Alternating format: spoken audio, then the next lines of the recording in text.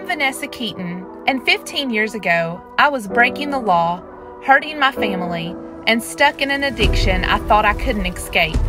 Now, with over a decade of sobriety, my mission is to help anyone I meet find recovery and live recovery. For the next half hour, we are answering tough questions, having hard conversations. We can overcome this terrible, terrible disease called addiction that's just robbed and ravaged our communities. And showing you the inspirational stories of what a world away from substance abuse looks like. I really feel like the sky is the limit. Let's get started. Welcome to Inside ARC, presented by Addiction Recovery Care. Hi everyone, and welcome to Inside ARC, presented by Addiction Recovery Care. I'm Vanessa Keaton. This show is designed to save lives by providing important information about addiction and offer resources to anyone out there who's struggling. During the entire show, we have people waiting by the phone who can answer your questions and help you find a treatment solution for you or a loved one. Simply call the number at the bottom of the screen to have your questions answered. With that being said, let's get started.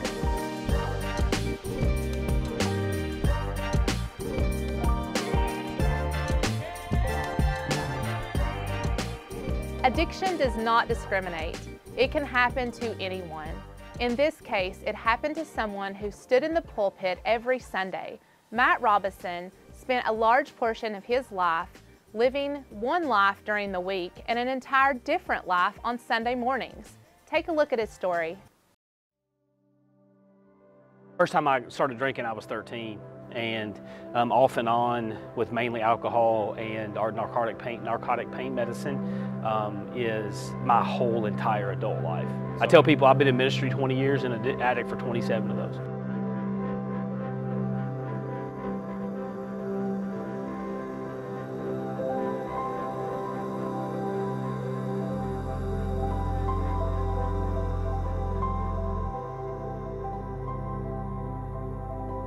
I had less than 6 months of sobriety when I started serving at Crown, and so there's so many clients that I am, because of ARC's desire to hire people within the program, that literally we got sober together, you know, and so when I'm there, I see myself in them, and it's such a blessing to say a lot on Sunday mornings at our gatherings that, like, man, you all helped me stay sober, and you helped me see Jesus in a different way. It's been pretty incredible for me to see what I preached about for a long time in the redemption that God is willing and we have through Christ to step into, because, you know, when I started ministry in 1999, the struggles that I had were there before I got into that. They stayed there after I got out of that, and I moved to different states, and, you know, my struggles moved with me. And so to be in a season right now where it's just so obvious that God has redeemed all that is there, giving me a chance at repentance, which is just a new way of life. It's impossible for me to not be passionate about trying to make aware everyone. There's so much freedom and peace on this other side of life, and no matter how long you've walked in the effects of your trauma or the addiction, there's really access for you to something more. No matter what you have thought about yourself, and no matter what messages you have been given your whole life, you matter a lot. You are valuable. Hopelessness and comparison is straight from the enemy. And what Christ is about and what the promises of Scripture are really available to you. This guy on this side of the camera right now has not got it figured out, and I battle every single day, but I'm walking in a quality of life that I did not know I could have access to.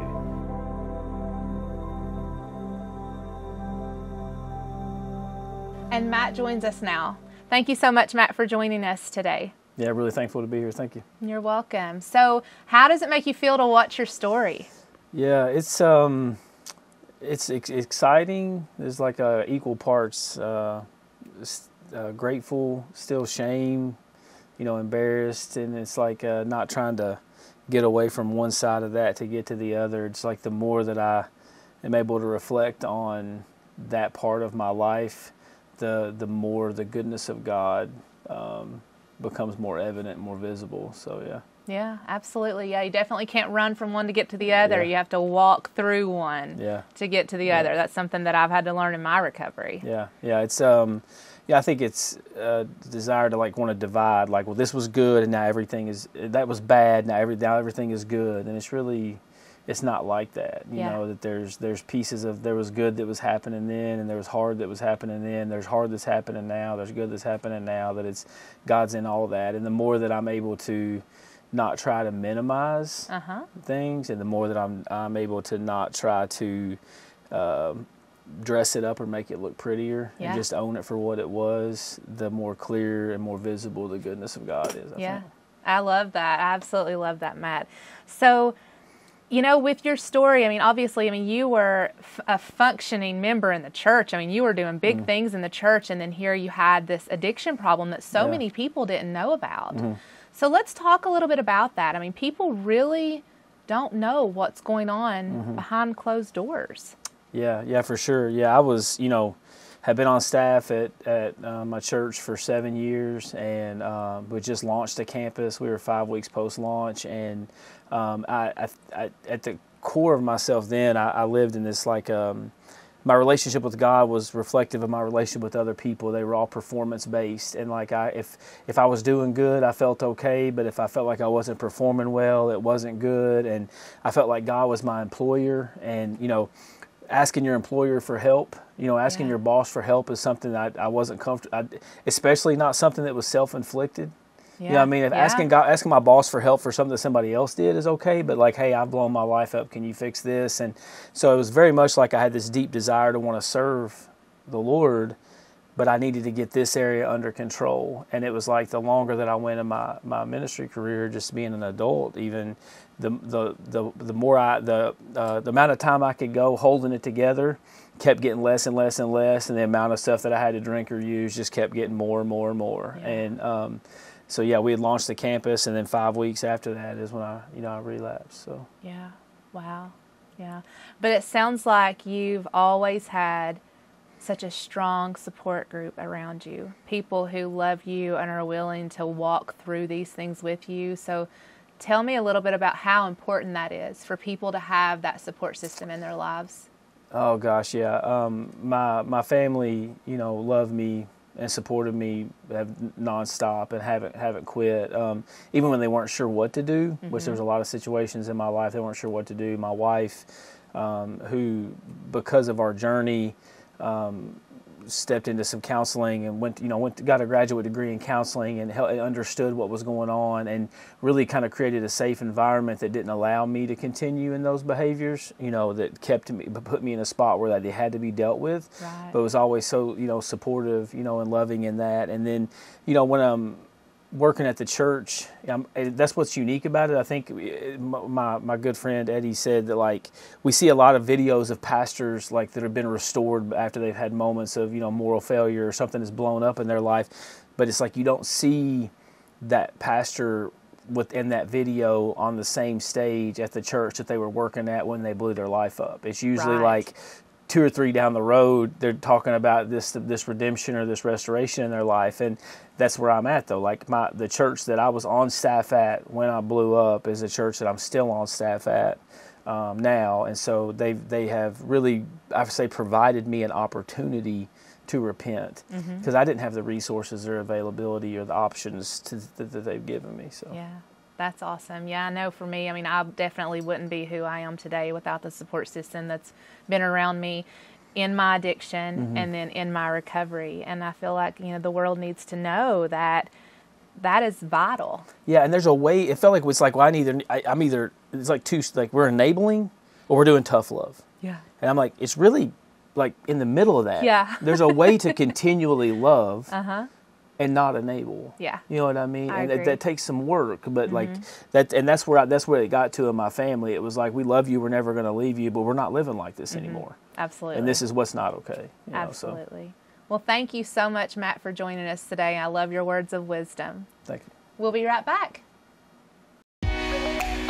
We looked for months to figure out where we wanted to be. It's so nice to be right here at home. We've worked with Dr. Jude and Amanda, and they'll talk to us, and They'll check on the boys after visits. It's like they can connect with kids and they can get on kids' levels. And it's just something that you don't get with kids all the time. And I feel like they really do listen and care. And we plan on staying here with them. Hopefully they can follow them through. This is a gem in Louisa. Torchlight Studio is your home for Appalachian music, from bluegrass to folk, gospel, and even rock and roll.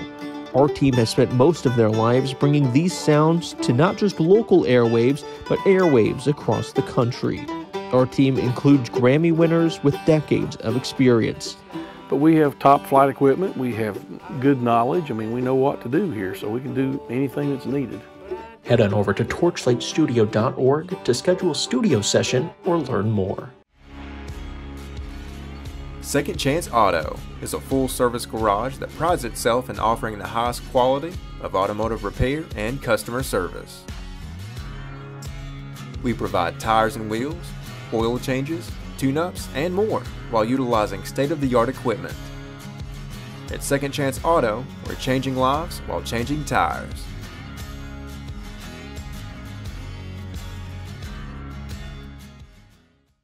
What do we believe about people in addiction? We believe that nobody is too far gone. We believe recovery doesn't just mean finding life away from addiction. Recovery also means helping them get back up. At Addiction Recovery Care, those with substance use disorders have access to the medical treatment they need to get better. Because we believe coming to treatment is only temporary, and home is where you belong. The historic Garden Theater is a lively gathering place for music, theater, and much more. Home to the Mountain Movers Theater Company, the theater has a rich history dating back to 1921. Repaired and refurbished in 2019, the Garden Theater is a beautiful reminder of Louisa's rich history and a space showcasing the area's bright future.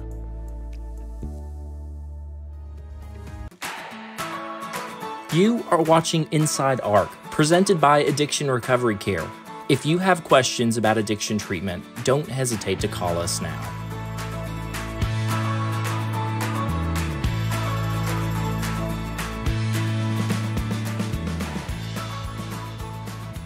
Welcome back. As we continue this conversation, in the studio with me now, we have two of the members of the leadership team of the Recovery Ministry at Southeast Christian Church. Welcome, gentlemen. Would you like to introduce yourself to the audience? Absolutely. So my name is Tom Bofoya, and I'm a Connections Associate Pastor with the Southeast Recovery team.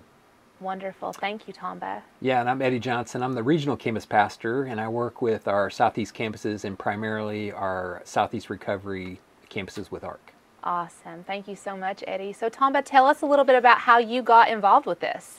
Well, I was in addiction for about 10 years, struggling with alcohol. Went to jail about 8 times and had 4 DUIs.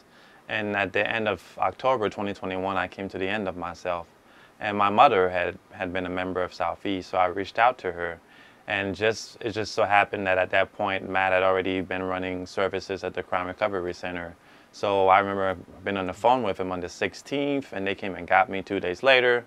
I went to Crown, and then that's where all of that started. So while at Crown, I got involved with Southeast and helping plan the church services there at the facility and really just pastoring and discipling guys.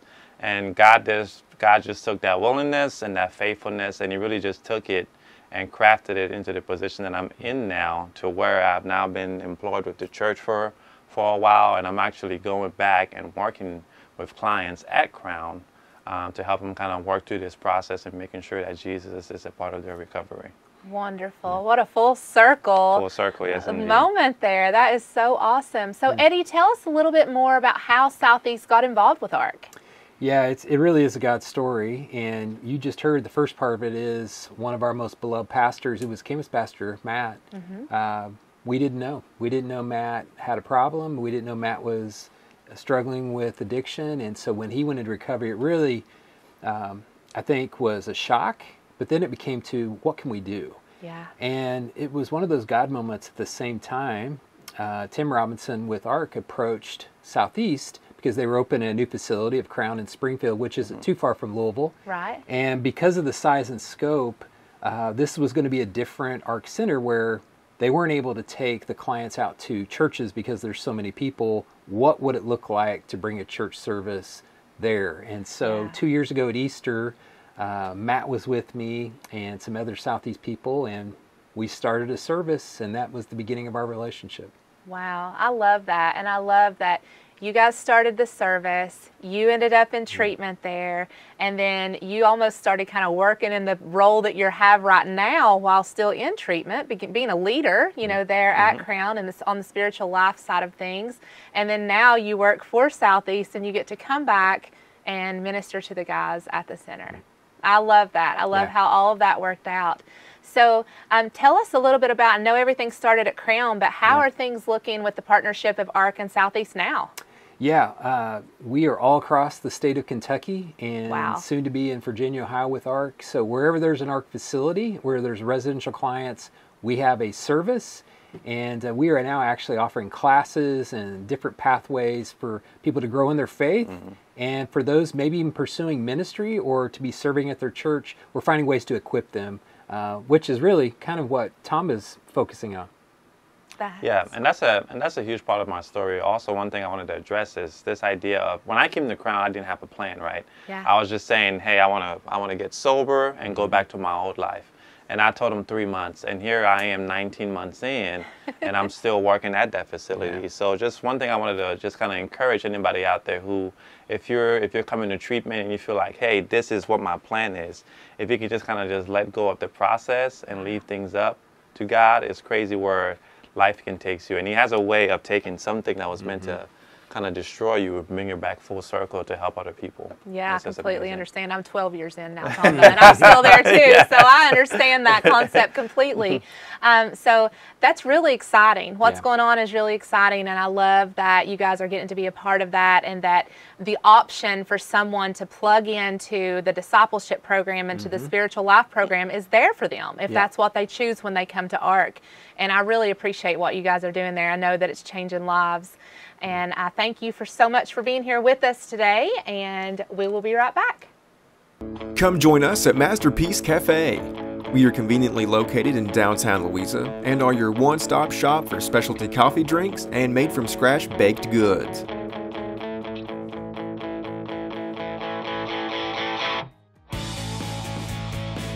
Comfortable seating inside that is surrounded by local art from the tri-state region or outside on our back deck. Or grab your order to go. Three Sisters Events, Rentals, and Designs is your one-stop shop for your event needs.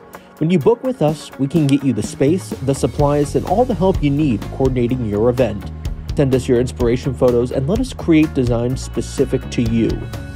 Next up, set up a free consultation with us and our team will develop a plan and estimate to meet your budget. If you have an upcoming event, head on over to our website at threesistersevents.com to learn more. At Masterpiece Kitchen, we offer catering services and baked goods. Our renowned team is well known locally for their quality service and amazing abilities. At Masterpiece Kitchen, we're passionate about providing top-of-the-line catering services to fit your needs. Masterpiece Kitchen is also working towards being accredited to offer a degree in culinary arts. Check out Masterpiece Kitchen in Louisa and give us a call at 606-225-8675. Hey, so what's up? I'm Matt Robison, and I've been in I was active addiction for over 20 years, and this is 3 things I want to say to you if you're in active addiction is 1, you really can't do this alone. 2, there really is a better way to live, and it's available. And 3, man, if you could have figured this out and beat it, you already would have.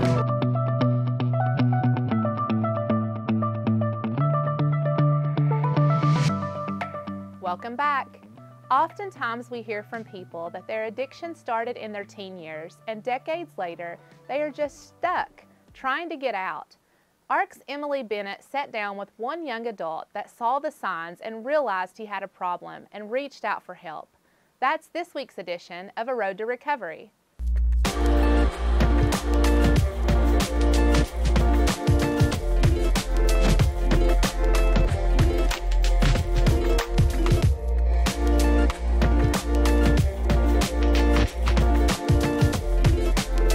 We often talk about how people get out of addiction, but today on A Road to Recovery, presented by Addiction Recovery Care, we're going to talk about how people get in addiction. Zach Lynn is here with me. And Zach, how did your addiction start?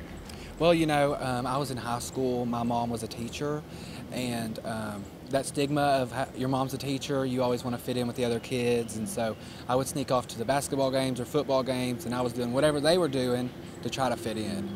And then it just led from one thing to another, and then the party scene came, and then I was full blown and didn't even know it. But now you got out though when you were only about 22. 22. So what advice do you have for people falling into addiction at such a young age? Yeah, I would say, you know, to seek help another way. You know, there's so many therapists nowadays and counselors, and really just be open and honest with your family and friends, and let them know that you are struggling. You know, that's what helped me. Now, so many people start their addiction at the age you were getting out. What helped you get out while you were still in your early 20s?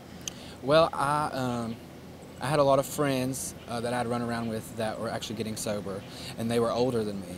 And so they started coming back and they were saying, you know, you should try ARC, or you should try here or there. And so that's what I did. I thought I was going to go for 30 days. You know, I was facing sanction in jail. I thought, okay, I'll go for 30 days. I'll have everybody off my back.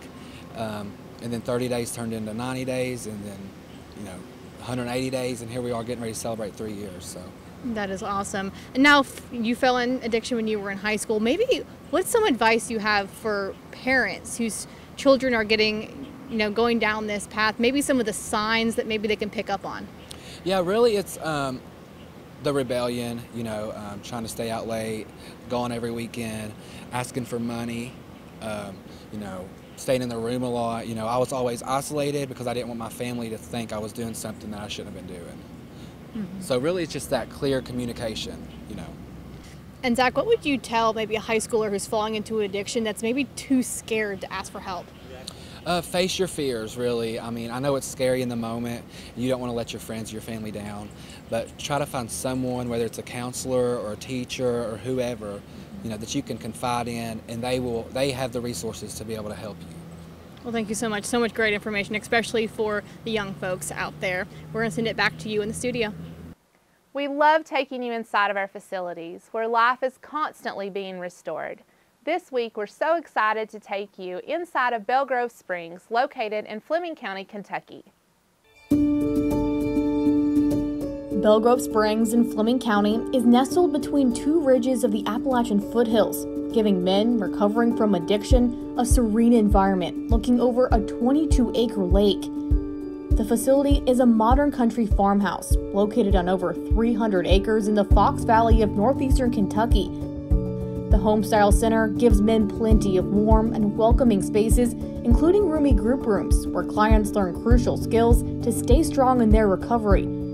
As it is located in tranquil farmland, Belgrove Springs has an abundance of outdoor spaces for men to enjoy as they focus on their healing and recovery. You can learn more about Belgrove Springs by visiting www.arccenters.com.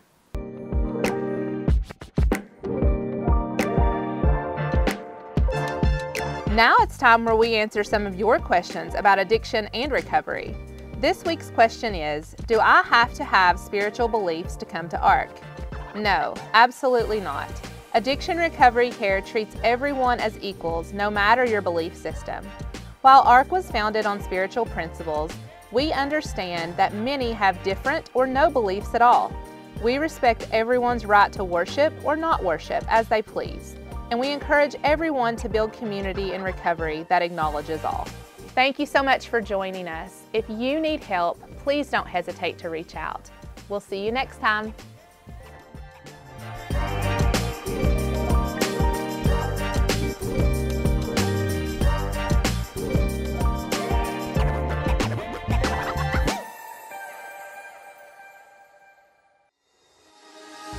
We know life can be a lot. At Addiction Recovery Care, our outpatient treatment program is designed to provide flexible and convenient care. Our program is structured to support individuals in their recovery journey while also allowing them to continue with their daily lives. The second that you walk in the doors here, you're going to meet people who are just like you, who are going to love you, who are going to pour into you, and you're going to feel comfortable and like you're at home here. Clients in our outpatient treatment program will have the opportunity to work with a team of experienced and compassionate professionals who are dedicated to helping them achieve lasting recovery. From therapists to counselors and medical staff, we work with each individual to develop a personalized treatment plan for you. Our outpatient program will help you or your loved one continue their journey toward recovery and sobriety. There's so many stories, successful stories, that I love being able to be a part of. Families are reunited, and that to me is what it's all about. We have a variety of therapies and techniques with proven records of helping with substance abuse. These include individual and group therapy, holistic therapies, and medication management. We understand that the road to recovery can be challenging, but we are here to support you every step of the way. We're not just a doctor's office that says, hey, this is what you're required to do, now do it. We're going to treat you as like if you're family. We'll do whatever we can to make your treatment here a success. If you or a loved one are interested in learning more about our outpatient treatment program, please don't hesitate to contact us at 888-894-9474 or visit us at www.arccenters.com. Together, we can work towards a brighter and healthier future.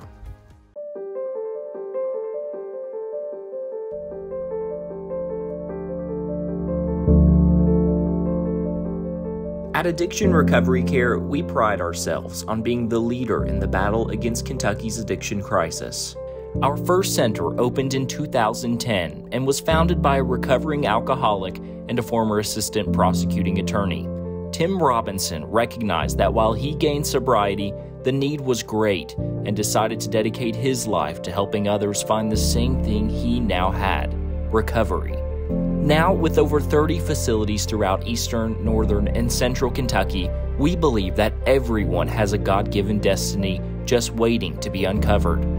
Our comprehensive 4-phase approach allows our clients to detox, begin their recovery journey, and ultimately provide job skills training for the real world within our Crisis to Career program. In total, our clients have the opportunity to stay with us for a year, contrary to a typical short-term addiction treatment program.